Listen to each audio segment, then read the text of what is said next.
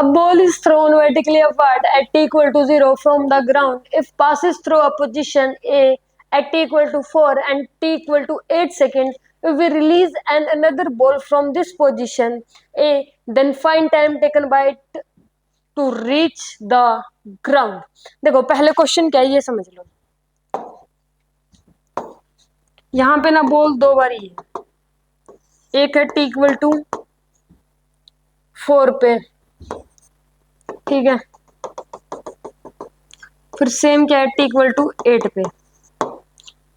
Same height से दूसरी ball को रिलीज कर दिया, सेम हाइट से दूसरी बॉल को क्या कर दिया, रिलीज कर दिया। तो जो इस दूसरी बॉल को रिलीज किया है इसे ग्राउंड तक पहुंचने में कितना टाइम लगेगा।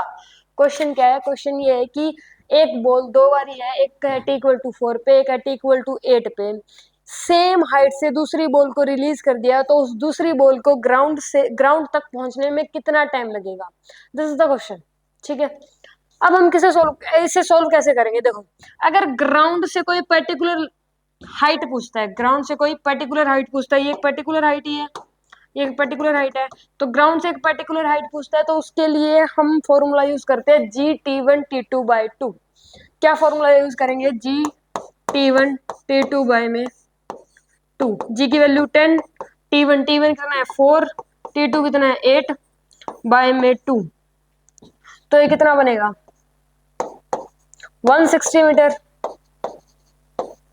160 मीटर आ गया। अगर ये हाइट 160 मीटर है तो ये हाइट भी 160 मीटर हो जाएगी ना, क्योंकि इसने क्या बोला है, release and another ball from this position, मतलब ये भी ए पोजीशन पे था और सेम पोजीशन से दूसरी बॉल को रिलीज कर दिया, सेम पोजीशन से दूसरी बॉल को रिलीज किया। तो अगर इसकी हाइट मतलब ये ग्राउंड से अगर 160 मीटर की हाइट पे है तो ये भी ग्राउंड से 160 मीटर की हाइट पे होगा, तो इसकी हाइट कितनी आ गई 160 मीटर, 160 मीटर आ गई।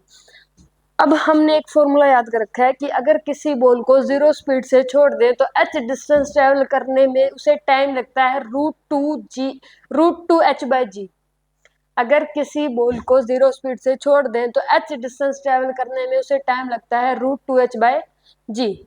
तो यहाँ पे फॉर्मूला लगाएंगे √2h की वैल्यू लेंगे 160 बाय में g, तो ये कितना आ जाएगा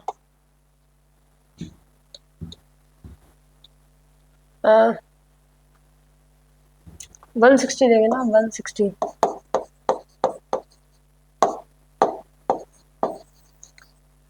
4√2 आएगा क्या आंसर 32 √32, तो 4√2 आ जाएगा आंसर, 4√2 ही आएगा ना।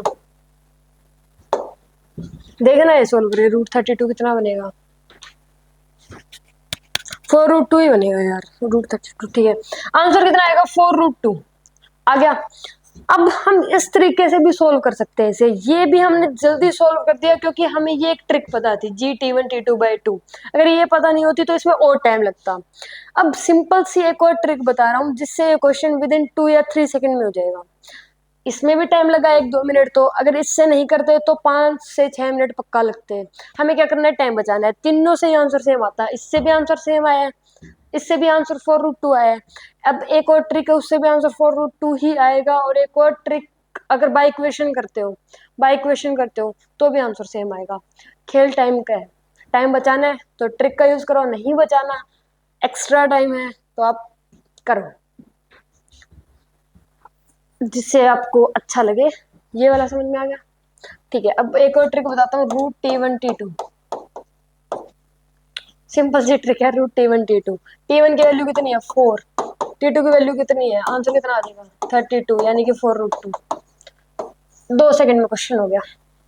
अगर इस टाइप का क्वेश्चन अगर कोई दे दे कि एक बॉल 2 टाइमिंग पे है, उस सेम पोजीशन से दूसरी बॉल को रिलीज कर दिया, तो उस दूसरी बॉल को ग्राउंड तक पहुंचने में कितना टाइम लगेगा, तो उसका आंसर होता है √T1T2।